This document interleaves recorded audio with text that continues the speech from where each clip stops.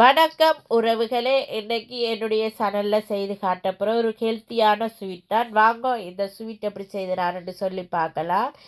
இது பேரிச்சம்பழத்தை வச்சு நான் பைத்தம் உருண்டை செய்திருக்கிறேன். வாங்க இந்த பைத்தம் உருண்டையை நாங்கள் எப்படி செய்கிறாங்கன்னு சொல்லி வீடியோக்குள்ளே போய் பார்க்கலாம். பேரிச்சம்பழம் கச்சான் டேட்ஸ் பைத்தம் உருண்டை என்று சொல்லி அது செய்ய போகிறேன். அதுக்கு தேவையான பொருட்கள் என்னென்று பார்க்கலாம்.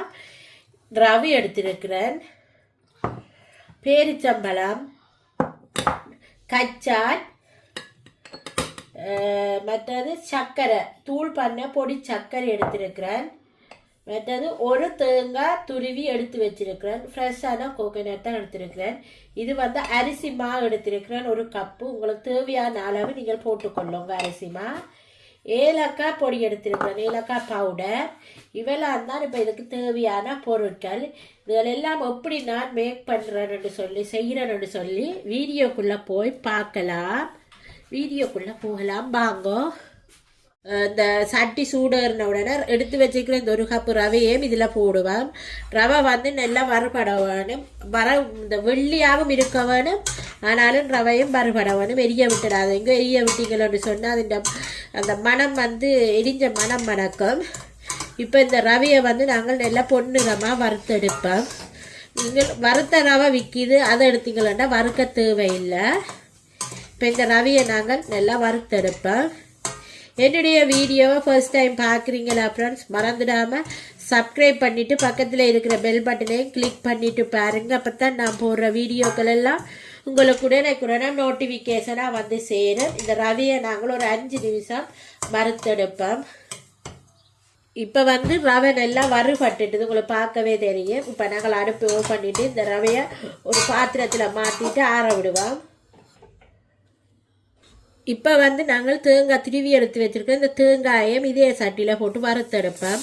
இந்த தேங்காய் பூ நல்லா கோல்டன் ப்ரௌனாக வரும் வரையும் நாங்கள் வறுத்தெடுக்கணும். அடுப்பை கையில் வச்சுட்டு செய்யாதீங்க, என்னென்னு சொன்னால் கருகிடும். குறைஞ்ச தீயில் வச்சுட்டு நீங்கள் இந்த தேங்காய் பூவை நல்லா கோல்டன் ப்ரௌன் வரும் வரையும் வறுத்து எடுங்க. தேங்காய் நீங்கள் ஃப்ரெஷ்ஷாக திருவி செய்வீங்களான்னு சொன்னால் நல்ல டேஸ்ட்டாகவும் சுவையாகவும் இருக்கும். தேங்காய் பூ நீங்கள் கோல்டன் ப்ரௌனாக வறுக்காட்டி இந்த பைத்தம் உருண்டை நீங்கள் கன நாள் வச்சிருக்கலாது.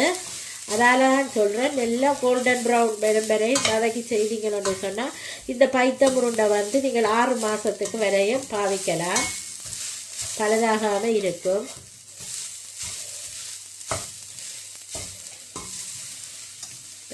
தேங்காய் பூ நல்லா வறுபட்டதுக்கு பிறகு காட்டுறேன். கோல்டன் ப்ரௌன் ஆனது பிறகு நான் உங்களுக்கு காட்டுறேன்.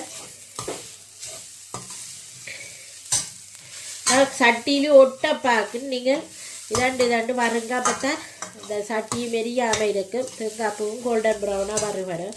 ஒரே ஈவனாக தேங்காய் பூ திருவி எடுத்தீங்கன்னு சொன்னால் டக்கண்டு வறுபட்டுடும். பெரிய பூ சின்ன பூவாக திருவினீங்கள்னு சொன்னால் தான் அந்த தேங்காய் ஒன்று வறுபடும், ஒன்று வறுபடாமல் இருக்கும். இப்போ இது நல்லா வறுபடட்டும்.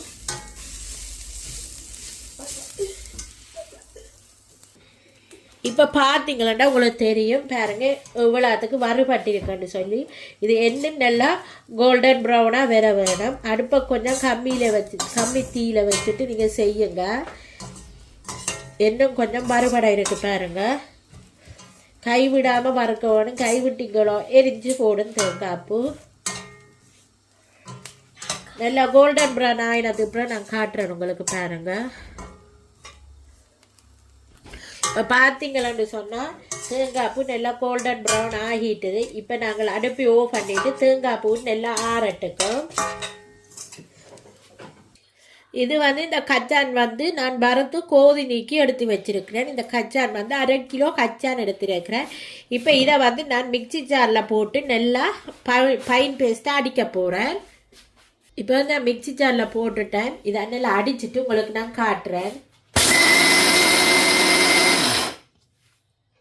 பாருங்க கச்சான் நல்லா அடிபட்டுட்டுது. இதை இப்போ நான் ஒரு பவுலுக்கு மாற்றுறேன்.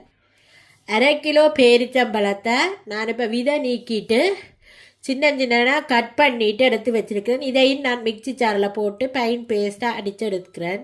இப்போ பார்த்தீங்கன்னா பேரிச்சம்பழமும் நல்லா அடிபட்டுட்டுது. இப்படித்தான் இருக்கணும் இந்த பைத்தம் உருண்டைக்கு. பேரிச்சம்பழம் அங்கங்கே சின்ன சின்ன பீஸாக கடிபடணும் சாப்பிடும்போது. இப்போ இதையும் அந்த பவுலுக்கே மாற்றுவேன். கச்சான் போட்டிருக்கிற பவுலுக்கே மாற்றுறேன்.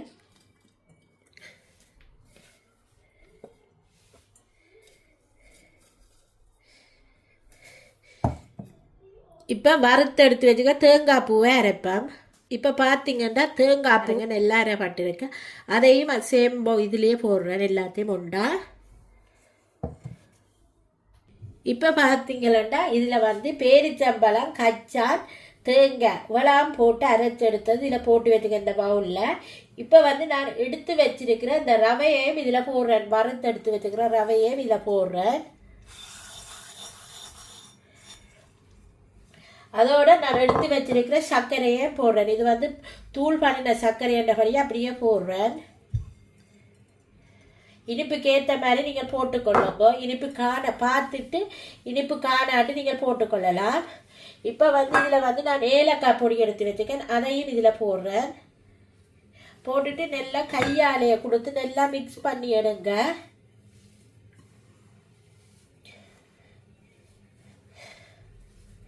இது நல்லா ஹெல்த்தியமானது ஆரோக்கியமான இந்த பைத்தம் உருண்டை வந்து நீங்களும் ஒரு முறை செய்து பாருங்கள். இந்த நட்ஸுகள் பேரிச்சம்பழங்கள் சாப்பிடாத குட்டீஸுக்கெல்லாம் இது நீங்கள் செய்து கொடுத்தா அவங்க விரும்பி சாப்பிடுவாங்க. இப்போ இதெல்லாம் இதை மிக்ஸ் பண்ணிவிட்டு நான் உங்களுக்கு காட்டுறேன் எப்படி இருக்குன்னு சொல்லி.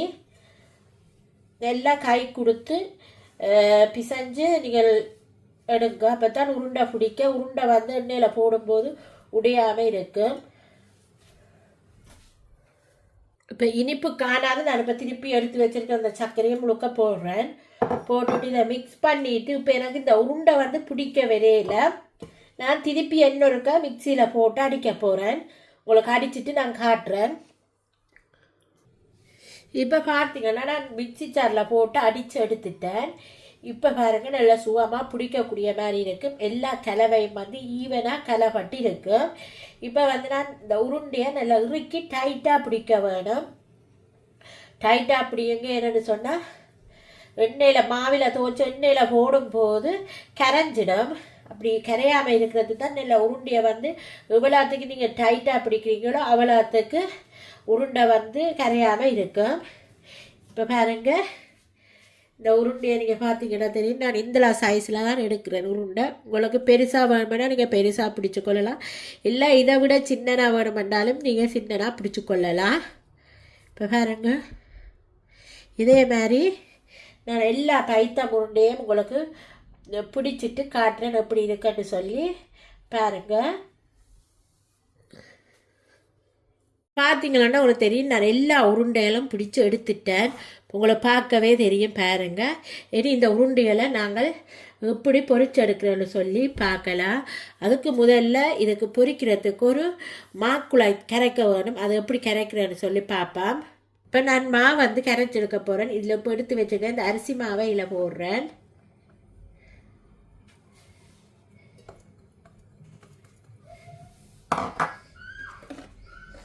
இந்த கலருக்காக நான் மஞ்சள் தூள் போடுறேன். இப்போ தேவையான அளவு நான் உப்பு போடுறேன். போட்டுட்டு இதுக்குள்ள இதை நல்லா மிக்ஸ் பண்ணிவிட்டு கொஞ்சம் கொஞ்சமாக தண்ணி விட்டு குழைச்சிடுங்க. லிக்விட் வெறும் வரை நல்லா கரைச்செடுப்போம். நல்லா மிக்ஸ் பண்ணுங்க. கட்டிகள் எதுவும் இருக்கக்கூடாது. இந்த மாவு ஊற்றும் போது இப்படி இந்த லிக்விட் பருவமாக இருக்கணும். பார்க்க உங்களுக்கு தெரியும் பாருங்க. இப்படி இருந்தால் தான் நாங்கள் அந்த உருண்டை துவச்சி போடும்போது உருண்டையில் வந்து மாவு ஒட்டி பிடிக்கும். இப்போ வாங்க நாங்கள் எப்படி இந்த டேட்ஸ் பலகாரத்தை நாங்கள் இப்போ பொரிச்செடுக்கிறோன்னு பார்க்கலாம். இப்போ வந்து எண்ணெய் விட்டுருக்கிறேன். எண்ணெய் வந்து நல்லா சூடறதுக்கும் சூடறினதுக்கு அப்புறம் நாங்கள் போட்டு எப்படி பொரிச்செடுக்கிறோன்னு சொல்லி பார்க்கலாம். அந்த எண்ணெய் கொதிச்சுட்டு தாண்டு நான் சொட்டு மாவு விட்டு பார்க்க போகிறேன்.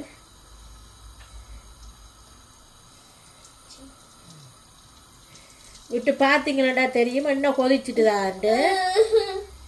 எண்ணெய் வந்து கொதிச்சிட்டது. நாங்கள் இப்போ உருண்டையே துவச்சி போட்டு முதல்ல நான் வந்து போட்டு பொரித்து எடுத்துட்டேன். அது வந்து ரெக்கார்ட் ஆகலை.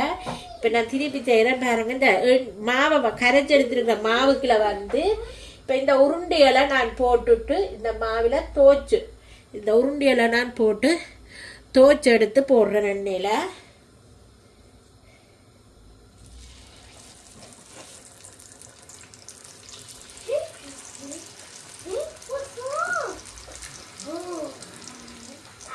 சட்டி பெரிய சட்டின்னு சொன்னால் நீங்கள் கணக்கை தோச்சு போடலாம். சின்ன சட்டி என்றபடியாக கொஞ்சம் குறைச்சி போடுங்க. ஏன்னா எல்லாம் முண்டா சேர்ந்து ஒட்டுப்பட்டு கரைஞ்சிடும். உடனே நீங்கள் அகப்ப வைக்காதீங்க. ஏனென்று சொன்னால் கரைஞ்சிடும். நல்லா பொரிஞ்சதுக்கு பிறகு நீங்கள் மற்ற பக்கம் திருப்பினீங்கன்னு சொன்னால் ஒன்று முடியாமல் கரையாமல் வரும். இது நல்லா பொரியட்டுக்கும். இப்போ நான் மற்ற வளம் திருப்பி போட போகிறேன். இப்போ பார்த்தீங்களா ஒரு பக்கம் இந்த பைத்த முருண்டை நல்லா பொரிஞ்சிட்டுது. இதை மற்ற பக்கம் பிரட்டுவோம். பாருங்கள், மற்ற பக்கம் பிரண்டி இருக்கிறேன். எல்லாம் ஒன்றொட்டி இருக்குது பாருங்கள். ஆனாலும் இது பொரிஞ்சதுக்கு அப்புறம் நீங்கள் எடுத்து சட்டியில் போட்டுட்டு சூடார அது கலண்டுடும். ஒட்டி ஒட்டியாக கலட்டி எடுக்கலாம். இப்போ பாருங்கள், நல்லா பொரிஞ்சிட்டுது. இதே மாதிரி எல்லா டேட்ஸ் உருண்டைகளையும் நாங்கள் பொரிச்செடுப்போம். பைத்த முருண்டை எல்லாத்தையும் நாங்கள் பொரிச்செடுப்போம். எடுத்துட்டு நான் உங்களுக்கு காட்டுறேன். இப்போ பார்த்தீங்கன்னா உங்களுக்கு தெரியும், நான் எல்லா பலகாரமும் செய்து முடிச்சிட்டேன். பைத்த முருண்டை எல்லாம் சூப்பராக ரெடி ஆகிட்டு நல்ல டேஸ்ட்டாகவும் நல்ல சுவையாகவும் இருந்தது. இதே மாதிரி நீங்களும் செய்து பாருங்கள். செய்து பார்த்துட்டு கமெண்ட்ஸை சொல்லுங்கள். இதே மாதிரி இன்னொரு ரெசிபியுடன் உங்களை சந்திக்கும் வரை உங்களிடம் இருந்து விடைபெறுவது உங்கள் நான். பாய் ஃப்ரெண்ட்.